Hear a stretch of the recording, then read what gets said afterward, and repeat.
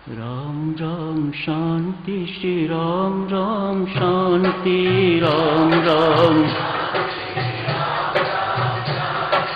राम राम शांति श्री राम राम शांति राम राम राम राम शांति श्री राम राम शांति राम राम राम राम शांति श्री राम राम शांति राम राम शांति श्री राम राम शांति श्री राम राम शांति श्री राम राम शांति राम राम श्री राम राम शांति श्री राम राम शांति श्री राम राम शांति श्री राम राम शांति श्री राम राम शांति श्री राम राम शांति राम राम राम राम शांति श्री राम राम शांति राम राम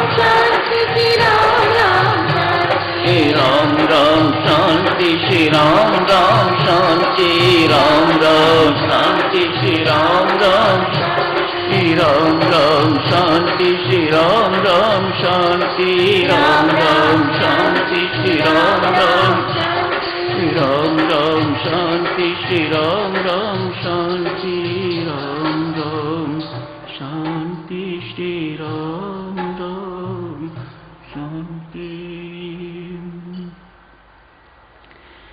कल की चर्चा जारी रखते हैं। सावित्रियों प्रार्थना संबंधी चर्चा चल रही है। डोरोथी की मां कैलिफोर्निया से अपनी आप बीती सुना रही है। मेरी बच्ची कॉलेज में पढ़ती है। सर्दी का मौसम, फ्लू हो गया है, बुखार रहने लग गया है, शरीर में दर्दें, बहुत इलाज करवाने के बावजूद भी डोरोथी ठीक नहीं हुई। सर्दी का मौसम भी निकल गया, ग्रीष्म ऋतु भी आ गई, लेकिन डोरोथी को किसी प्रकार का कोई लाभ नहीं मिल रहा। डॉक्टरों ने मुझे सलाह दी, इसे किसी हिल स्टेशन पर ले जाओ। सभी घर वाले मानते नहीं थे। मैं राम इच्छा मान के तो डोरोथी को किसी हिल स्टेशन पर ले गई। वहां जाके डॉक्टरों ने मुझे सलाह दी कि इसे सैनिटोरियम में एडमिट करवा दो। मैं जाके डोरोथी को एडमिट करवाई। स्वयं धर्मशाला में रहना शुरू कर दिया।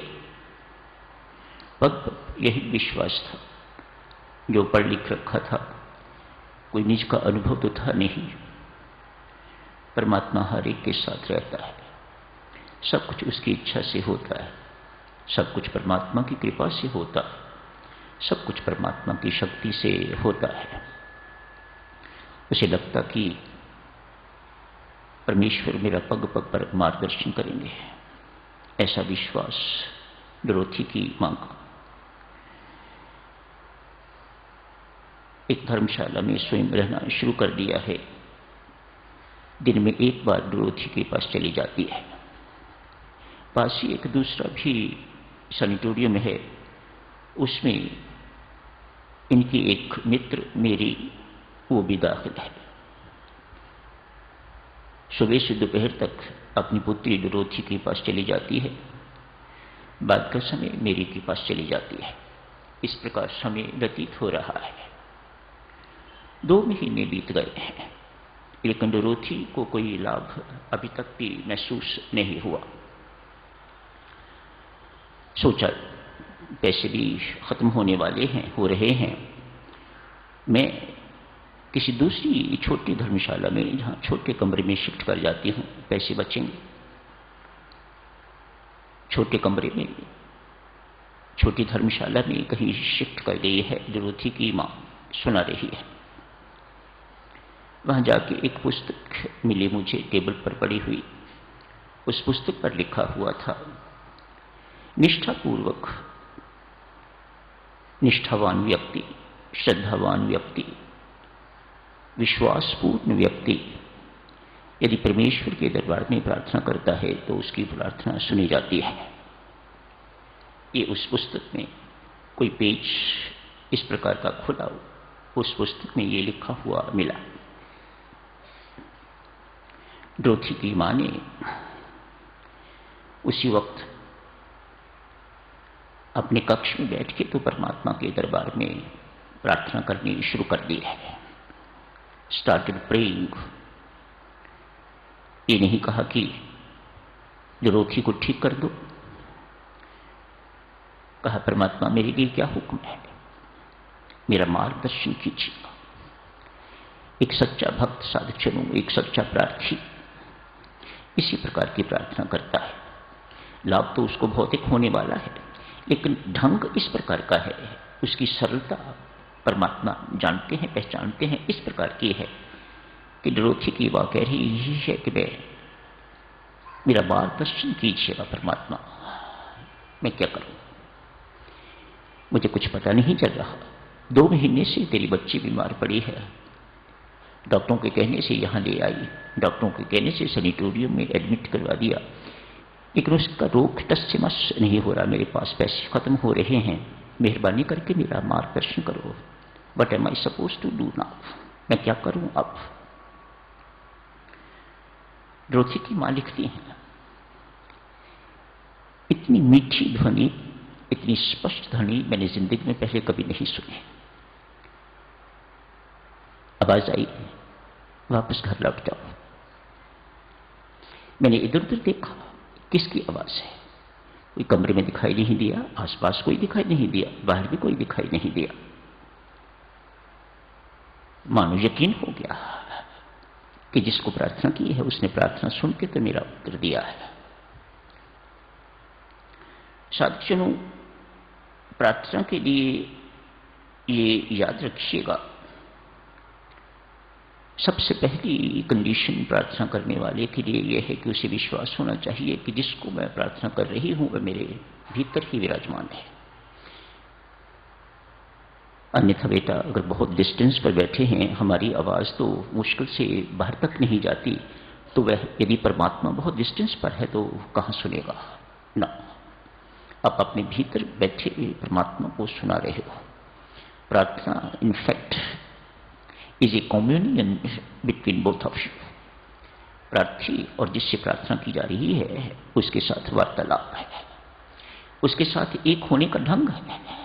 जैसा कि आपसे कल अर्ज की थी, टेलीफोन, आप भीतर विराजमान परमात्मा से टेलीफोन कीजिए। अगर किसी ने संत से पूछ लिया, आप कहते हो कि टेलीफोन सर्विसेज बहुत इफेक्टिव हैं आजकल, यहां बैठे आदमी कहीं भी बात कर सकता है। आपके पास पैसा होना चाहिए, आपके पास ठीक चीज, यंत्र ठीक होना चाहिए, कहीं भी बैठ के आप किसी वक्त भी बात कर सकते हो। क्या यह परमात्मा के साथ संभव नहीं? क्यों संभव नहीं? संत कहते हैं परमात्मा के साथ भी संभव है। परमात्मा के पास भी बढ़िया टेलीफोन है, बहुत बढ़िया टेलीफोन। कभी रॉन्ग नंबर, कभी एंगेज नहीं मिलता परमात्मा का नंबर, हां प्राय रॉन्ग नंबर होता है। संत महात्मा कहते हैं परमात्मा को फोन करते हो आप, कभी एंगेज नहीं फोन मिलता उसका, always free to listen to you, लेकिन प्राय रॉन्ग नंबर होता है। नंबर की बात आई तो व्यक्ति ने पूछा, महात्मन परमात्मा के टेलीफोन का नंबर क्या है? आप कहते हो कि रॉन्ग नंबर होता है, तो नंबर क्या है, सही नंबर क्या है, हमें सही नंबर बताओ। तो संत महात्मा कहते हैं परमात्मा के टेलीफोन का नंबर है, सब सुनो, मोबाइल का भी एक ही नंबर, घर के भी एक ही नंबर, सबका एक ही नंबर, वो है 0। परमात्मा का टेलीफोन का नंबर है 0। आप अपने आप को 0 बनाओ, इतनी ही प्रीरेक्विजिट है। अपने आप को बेटा 0 बनाओगे, नॉइजलेस बनाओगे। देखो ना, क्लासरूम में बैठे हुए हो आप, क्लासरूम में खूब बच्चों ने शोर मचाया हुआ है, टीचर कितनी भी जोर से क्यों ना बोले, उसकी आवाज किसी को भी सुनाई नहीं देगी। यही हाल तेरे सज्जनों हमारे अंतःकरण में है, हमारे अंतःकरण का भी यही हाल है। खूब शोर मचा हुआ है अंदर। परमात्मा बेचारा बोलता है, बताता है, सब कुछ आपका मार्गदर्शन करता है। वह अपनी ड्यूटी से बेटा पीछे नहीं हटता, लेकिन हमने इतना शोरगुल वहां मचा रखा हुआ है कि हमें उसकी आवाज सुनाई नहीं देती। अपने आप को शून्य करो, मेक द एटमॉस्फियर नॉइसलेस। शून्य अर्थात अपनी जितनी भी दुर्बलताएं हैं, जितने भी दुर्गुण हैं, जितने दुर्विचार हैं, शोरगुल किसका बेटा? What is the noise there? अपने ही विचारों की उदेड़ धुन। अपने ही विचार हमें जो है वह चुप नहीं रहने देते, वह स्थिति लाभ नहीं होने देते। तो संत महात्मा कहते हैं दुर्विचार, दुर्गुण इत्यादि इत्यादि, दोष इत्यादि, ये 2 3 4 शब्द द से शुरू होने वाले, इनको सबको दमन कर दो, खत्म कर दो। Become noiseless. स्वयं नॉइसलेस, वातावरण नॉइसलेस हो जाएगा तो फिर परमात्मा की धीमी मीठी आवाज आपको सुनाई देगी। वह बोलता है, संत महात्मा कहते हैं वह बोलता है, वह आपको बिना आपके पूछे उत्तर देता है। आपके बोलने से पहले वह सुन लेता है आप क्या कहना चाहते हैं। आपकी पुकार से पहले ही आपकी बात का उत्तर दे देता है। वह परमात्मा है बेटा, वह इंसान नहीं है हमारी तरह। उसके अंदर सरलता है, उसके अंदर कुटिलता नहीं है। Is not a crook. वह तो हम है, वह तो बहुत सरल हृदय है, निष्कपट है बिल्कुल, सबसे बेटा प्यार करने वाला। परमात्मा जो हुआ, हमारा माई बाप जो हुआ, हमारा सर्वस्व जो हुआ। द्रौपदी की मां कहती है, पुत्री का क्या करूं? ये तो आपने भी कहा, मुझे कहा घर लौट जा। पुत्री का क्या करूं? पुनः आवाज आई, कहा ना घर लौट जा। उसी वक्त देखो परमात्मा के काम, परमात्मा की प्लानिंग देखो। युवकों, यूथ्स, प्लीज लिसन केयरफुली। परमात्मा की बेटा योजना, मास्टर प्लानर ही इज, उसकी योजना देखो। जिस वक्त परमात्मा ने यह कहा ना घर लौट जाओ, उसी वक्त द्वार पर टिक टिक हुई है। चपरासी आया है, आके कहता है आपकी पुत्री टेलीफोन पर आपसे बात करना चाहती है। स्पष्ट है कुछ वर्ष पहले की बात हो गई, जब अभी मोबाइल फोन्स नहीं थे। वहीं जाके टेलीफोन सुनना पड़ता था, कहीं जाके मेन जगह पर फोन आता होगा, जैसे सरायों में होता है, धर्मशाला में होता है। मैं नीचे गई, नीचे जाके तो पुत्री का फोन था। क्या बात है बिटिया? मैंने पूछा। मम्मी घर चले वापस, आज ही दोपहर तक। मुझे लगता है मेरे घर वापस जाने में ही मेरा हित है, हम सबका हित है। It's beneficial for all of us, we must go back. ठीक है बेटा। उसी वक्त फोन रखा, there was another phone call. मेरी का फोन आ गया है। द्रौपदी की मां कहती है, मेरी का फोन आया मुझे, कहती है मैं आज दोपहर के बाद वापस जा रही हूं, क्या आप लोग भी जाने को तैयार हो, चलोगे? तो मुझे यकीन हो गया कि ये सारी की सारी उस मास्टर प्लानर की प्लानिंग है, जिसने ये सब कुछ प्लान करके रखा है। मेरा टेलीफोन रखने का हुआ, जैसे ही मैंने टेलीफोन रखा तो वो फोन कॉल आ गई मेरी की।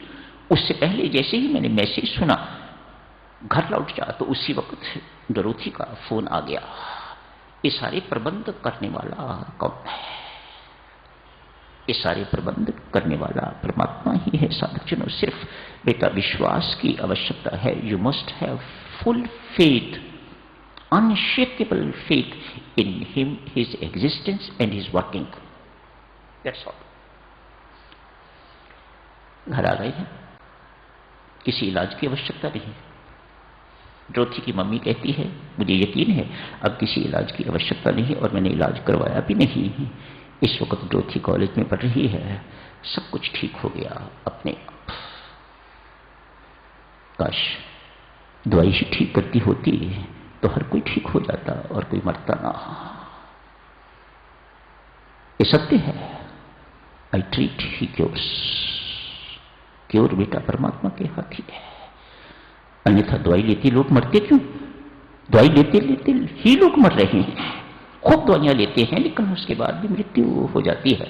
मानो दवाई अलोन इज नॉट सफिशिएंट, ये याद रखने योग्य। साधुजनों, 2-4 बातें प्रार्थना के विषय में। प्रार्थना उसी की सुनी जाती है जिसका अंतःकरण शुद्ध हो। प्रार्थना उसी की सुनी जाती है जिसकी पुकार हृदय से निकलती है। जिसका हृदय बेटा दूसरे की पीड़ा महसूस नहीं कर सकता, वह प्रार्थना क्या करेगा? You must feel the pain of others. आपको दूसरे की पीड़ा का पता लगे तो हृदय से, अंदर से आवाज निकलेगी। इट्स नॉट लिप सर्विस, फजूल, बेकार एक्सरसाइज, व्यायाम, कोई मतलब नहीं इसका। जब तक पुकार अंदर से ना निकले, हृदय से ना निकले। और हृदय से पुकार कब निकलेगी? जब दूसरे का दुख बेटा, दूसरे की पीड़ा आप अनुभव करोगे स्वयं। आपको पता लगेगा कि उस व्यक्ति को ये रोग है, उस व्यक्ति को ये अभाव है, उस व्यक्ति को ये तकलीफ है, उसके ऊपर ये कष्ट आ गया है, ये समस्या आ गई है, तो उसकी पीड़ा किस प्रकार की हो सकती है। तो तब जो अंदर से पुकार निकलेगी परमात्मा के लिए, वह सच्ची पुकार होगी। ऐसी पुकार परमात्मा कभी अनसुनी नहीं करता, वह सुनता है। शुद्ध अंतःकरण होगा तो हम प्रार्थना के योग्य होंगे। तो अंतःकरण शुद्ध कैसे होगा? संत महात्मा कहते हैं इसी प्रार्थना से होगा। आप प्रार्थना पहले अपने लिए करो। Make your self capable of praying for others. अन्यथा ये सब ऐसे ही होता रहता है, बेकार तो नहीं जाएगा, लाभ तो इसका होगा। पर आप पहले अपने अंतःकरण की शुद्धि के लिए, चित्त की शुद्धि के लिए स्वयं प्रार्थना करो। परमात्मा, make me pure in thoughts, words and deeds. Make me pure in thoughts, words and deeds. शारीरिक शुचिता, प्यूरिटी, वाचिक, वाणी की पवित्रता, और फिर कर्मों की पवित्रता, विचारों की पवित्रता, मन की पवित्रता। Bless me O lord with the purity of mind. मेरे थॉट्स प्योर हो, मेरी वाणी प्योर हो, मेरी करनी प्योर हो। तब परमात्मा के दरबार में की हुई याचना वह सुनता है, वह अनसुनी नहीं करता। परमात्मा के साथ वार्तालाप करने का साधनों सुगमतम साधन, मोस्ट इफेक्टिव साधन प्रार्थना। कभी अकेले महसूस नहीं करोगे। जहां आंख बंद करो, उनका सानिध्य, उनको अंग संग मान के, उनको अपने भीतर मान के, स्वीकार करके भीतर विराजमान है। अपने आप लगता तो ऐसे ही है साधकजनों, कोई पागल बैठा है अपने आप बातें कर रहा है, आंख बंद किए हुए है, ऐसे ऐसे कर रहा है, लेकिन वो पागल नहीं है। दुनिया पागल है जो उसे पागल समझ रही है। वह इस वक्त परमात्मा के साथ जुड़ा है। सतत नाम स्मरण करने वाला, सतत नाम जप करने वाला, सतत बेटा अंदर से well connected with the source, उसकी प्रार्थना परमात्मा सुनता है। तो साधकजनों, क्या मिलता है प्रार्थना करने वाले को? अवर्णनीय है। मुक्ति, जीवन मुक्ति, ये तो बहुत छोटी छोटी बातें हैं। जो परम सुख, जो परम शांति, जो परमानंद उसे मिलता है, वह उसका वर्णन नहीं किया जा सकता। आपने बेटा किसी के लिए प्रार्थना की, मामूली सी बात है, एक दिन बेटा करके देखना। आज क्रोध का अवसर है, मानो आपको क्रोध का दौरा पड़ने वाला है, उसी वक्त आपने इसको रोक लिया। शाम तक देखना आप अंदर से कितने बलवान महसूस करोगे। बाहर से नहीं बेटा, अंदर से कितने बलवान महसूस करोगे। आज किसी आवश्यकतावान की, किसी जरूरतमंद की आपने जरूरत पूरी कर दी है। Not necessarily with money, not necessarily with clothes और थिंग्स लाइक दैट। दो सहानुभूति के शब्द, रोते हुए के आंसू इस प्रकार से पहुंच दिए हैं, जो सुख बेटा, चैन की नींद उस रात को आएगी। शायद आप कहोगे मैं इतनी चैन की नींद कभी जिंदगी में पहले सोया नहीं। सो प्रार्थना करने से जो मिलता है देवियों सज्जनों, उसका वर्णन नहीं किया जा सकता। पुनः आपको याद दिलाऊं, फिर समाप्ति। स्वामी जी महाराज ने प्रार्थना पुष्पांजलि में कोई प्रार्थना अपने लिए बेटा कोई संसारी नहीं की, सब असंसारी प्रार्थना, दिव्य प्रार्थना जिन्हें कहा जाता है, वह 6 पेजेस सारे दिव्य प्रार्थनाओं से ही भरे पड़े हैं। पढ़ते रहिएगा। यही समाप्त करने की इजाजत दी। धन्यवाद। भौतिक लाभों के लिए महात्मा गांधी कहते हैं, भौतिक लाभों के लिए एवं आध्यात्मिक लाभों के लिए प्रार्थना जैसा इफेक्टिव साधन और कोई नहीं है। मेरे जीवन में प्रार्थना न होती तो मैं महात्मा न बन सकता। इस प्रार्थना ने ही मुझे महात्मा पहुंचा दिया। मैं तो एक गृहस्थ था, मैं कोई विरक्त नहीं था, मैं कोई साधु नहीं था, मैं जन्मा महात्मा नहीं था। इस प्रार्थना ने मुझे महात्मा की उपाधि, सारा संसार इस वक्त मुझे रिकॉग्नाइज करता है एस महात्मा। सारा संसार कहता है, क्यों? परमात्मा ने उसे महात्मा बना दिया, तो फिर कौन है न करने वाला। तो यही समाप्त करने की इजाजत दीजिएगा।